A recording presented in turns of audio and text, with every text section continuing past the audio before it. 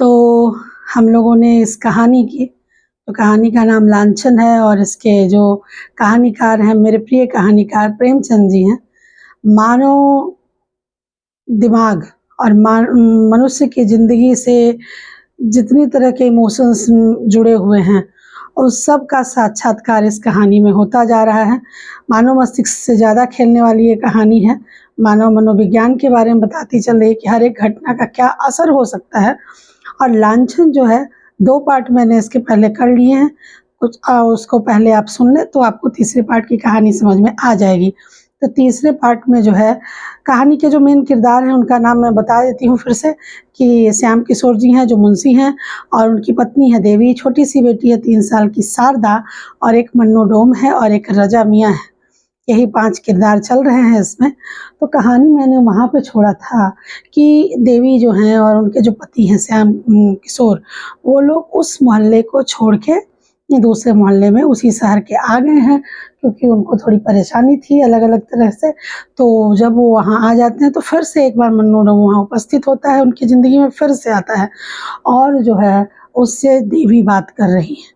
जैसा कि मैंने आपको पहले भी बताया था कि औरतों के साथ ये प्रॉब्लम है कि ये उनका उन्हीं का मनोविज्ञान की बात है कि उनकी बड़ाई कोई भी करे तो उन्हें सुनने में बहुत अच्छा लगता है। कोई भी करे, वो भले ही किस तरह का लोग हो, कैसा उसका स्टैंडर्ड हो, मैं उसके बारे में बात नहीं कर रही।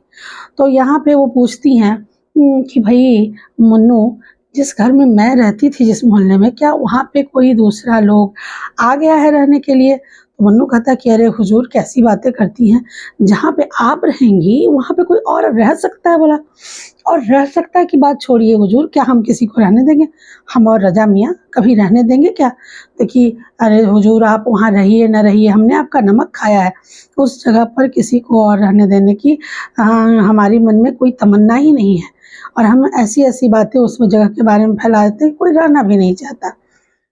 उसके बाद जो है कि वो बोलता है कि ठीक है मालकिन, अब मैं चलता हूँ क्योंकि बाबू साहब के आने का समय हो गया है। तो बोलती है कि अरे थोड़ी देर बैठो ना, अभी तो थोड़ा देर है। तो फिर वो ना थोड़ा जो है जाने का उपक्रम करने में, नाटक करने में फिर वो बोलता है कि अरे देखो, मैं भूल ही गया, मैं ना शारदा बिटिया के लिए रज़ा मियाँ ने बहुत सारे खिलौने भिजवाए हैं और मुझे वो देना था, मैं भूले जा रहा था।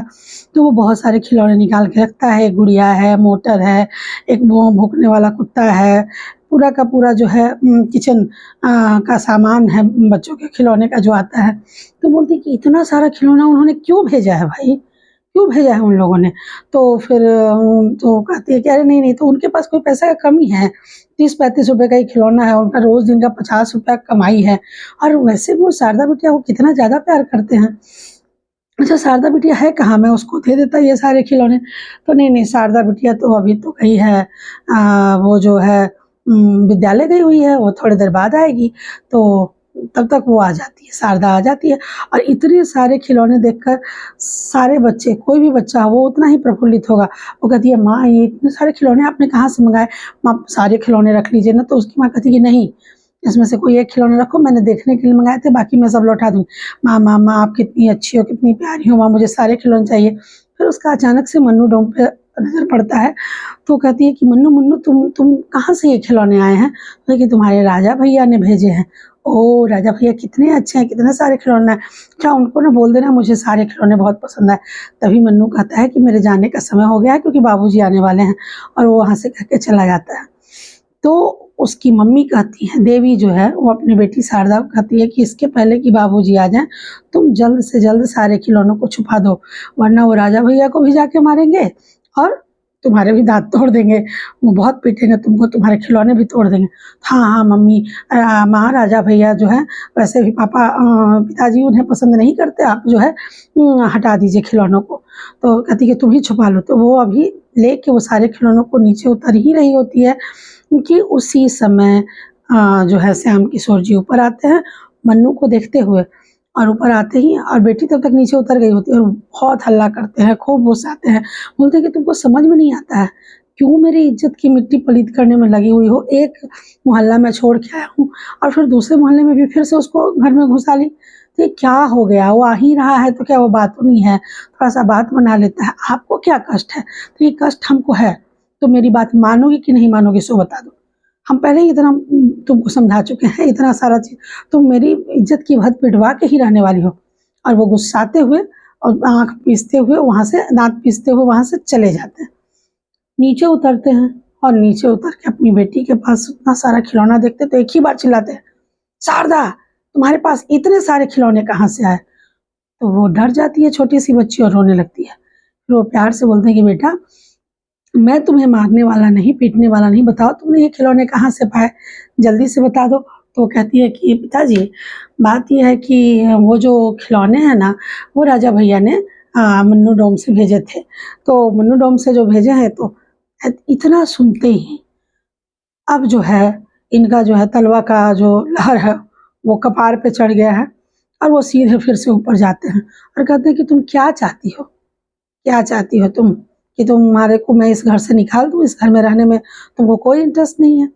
और उसके बाद ना वो कि तुम क्या कह रहे हो, तुम मुझे बेस्या समझते हो, मैं एक मन्नू डोम एक सौदे से दोस्ती करूँगी, मेरी उसके बाजी चलेगी, देखिए अभी हमको सारा और सारा जितना उपहार आया दिखाओ। कह रहे कि इतना बड़ा घर भी नहीं है, आप ढूंढ लीजिए, हमको नहीं बताना है कि आप क्या सोचना चाहते हैं, क्या सोच रहे हैं, मेरा दिमाग आप मत खाइए, आप पहले भी 2-3 बार कर चुके हैं और फिर अब फिर से वही बोल रहे हैं कि मैं बोल रहा हूँ ना, चुप हो जाओ। और उसके बाद में वो जो है कि उसको एक झापड़ कस के मारते हैं और उसके बाद वो चार चितान होके गिर जाती है और उसके गले पे चढ़ के उसको कहते हैं कि अभी मैं गर्दन दबा दूंगा तुम्हारा। तो कहते हैं गर्दन दबा दो, मैं तुम्हारा खून पी जाऊँ, तो है कि पी जाओ। उस समय वो बेशर्मी के पराकाष्ठा पे थी, उसे थोड़ा भी नहीं पता चल रहा था कि मैं अपने घर और अपने को बचाने के लिए अपने लफ्ज़ों पे कंट्रोल रखूं। वो बिल्कुल ही भूल चुकी थी, उसके दिमाग में था कि ये मेरे पे इल्ज़ाम लगा रहे हैं, जबकि सबसे छोटा ये था, इस बात का जो हल था कि वो बात को समझ जाती और उससे दूर रहती, लेकिन वो उससे दूर रहने की के लिए तैयार ही नहीं है। तब इतना ज़्यादा गुस्सा के बाद वो एकदम नाक की तरफ फुफकार रही है और ये उसको पीट रहे हैं, तो उसके बाद में पीट उठ के निकल जाते हैं नीचे, गुस्से में भागते चले जाते हैं, वहाँ से चले जाते हैं कहीं बाहर अपना। इधर जो बेटी है वो सोचती है कि पिताजी तो कुछ बोले नहीं, मारे नहीं, और कितना मज़ेदार बात है, अब तो मेरे पास इतने खिलौने, चलो सहेलियों को दिखाती हूँ। ढेर सारी अपनी सहेलियों को दिखा रही है। इसी बीच में रोड के उस पार हलवाई का एक दुकान है, उसकी भी बेटी इसी की उम्र की है, वो उसको दिखाने की लालसा इसमें उत्पन्न होती है और बीच में है रोड। अब रोड पे तांगा, मोटर कार सब चल रहे हैं, तो ये सोचती है कि क्यों ना मैं दौड़ के एक बार जो है पार कर जाऊँ और उसको दिखा दूँ खिलौने। इधर से एक मोटर गाड़ी आ रही है, इधर से एक तांगा जा रहा है और ये पूरा जोड़ लगाती है। जोड़ लगा के जब तक वो पार करती है उस रोड को, उसके पहले ही उसके ऊपर से मोटर गाड़ी जो है पार कर जाती है। और जैसे ही मोटर गाड़ी पार करती है, वहाँ पे जो एक हमारे लेखक ने, हमारे कहानीकार ने एक लाइन लिखा है कि अब आप यहाँ पे ये सोचिए कि कौन चीज़ अस्थाई था और कौन चीज़ अस्थाई नहीं है। जान चली गई और खिलौने वहीं पे हैं, निर्जीव पड़े हुए। और तब तक कस के हल्ला होता है कि अरे बाबूजी की बेटी को धक्का लग गया, लोग चिल्ला-चिल्ली मचाने लगते हैं और तब आवाज़ ऊपर तक पहुँचती है, तो ऊपर से जो है देवी झाँकती है और अपनी बेटी की लाश को देखती है, शारदा की लाश को, और वो स्तब्ध रह जाती है। नीचे उतरती है, उसकी आँख से आँसू भी नहीं गिर रहा है, नीचे उतरती है, अपनी बेटी की लाश को देखती है और जो है उसको पुनः अपने गोद में लेके अपने घर तक आती है। भीड़ लग चुकी है और ये बैठी हुई है। अच्छा, इसको अपनी बेटी के मरने का कोई अफ़सोस नहीं है, कुछ नहीं, क्योंकि वो पहले ही से वो दूसरे अपने दिमाग के ताने-बाने को बुनने में व्यस्त है। उसको इसका ज़रा भी ये नहीं है कि मेरी बेटी के साथ ये हो गया है, बस ये सोच रही है कि आज के दिन ही इतना सारा चीज़ होना था। अब सोच रही है, रात का 11 बजने वाला है, इस बीच में वो ये सोच रही है कि क्या इसका दाह क्रिया कैसे होगा, मैं इसके बाकी काम कैसे करूँगी, कौन अब मेरे साथ जाएगा, अभी तक बाबूजी भी नहीं आए हैं। अचानक 11 बजे रात को दरवाजे पे जो है कि एक दस्तक होती है, तो ये सोचती है कि पति आए होंगे और ये दौड़ के जाती है कि आज हम पूरा पहले तो झगड़ा करेंगे। लेकिन वहाँ पुलिस अधिकारियों और जो है कि सिपाहियों की एक टीम है जो तहकीकात करने आती है। जो पुलिस और अधिकारी हैं वो पूछते हैं कि क्या हुआ, कैसे हुआ? तो ये सारा संकोच त्याग के एकदम सीधे-सीधे बात कर रही है कि हाँ, ये हुआ, ये हुआ, ये हुआ। वो लोग भी मतलब इसको देख के सकते में है कि एक माँ ऐसे कैसे बोल सकती है? लेकिन ख़ैर उसके बाद जो है ये बोलती है कि आप लोग तो कुछ कीजिएगा नहीं, तो क्या आप कैसे करेंगे? वो तो चला गया होगा मोटर वाला धक्का मार के, अब हम कर ही क्या सकते हैं? तो ये सब बात के बाद जो है कि पुलिस अधिकारी और सिपाही निकलता है, वो लोग जैसे ही रोड पे जाता है, तो सिपाही बोलता है महरिया एकदम टनाटन थी।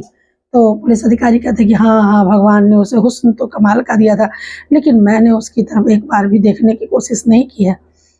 रात के 12 बज गए हैं, अचानक से फिर से दरवाजे पर दस्तक होती है और उसी समय बाबूजी अंदर दाखिल होते हैं, श्याम किशोर जी।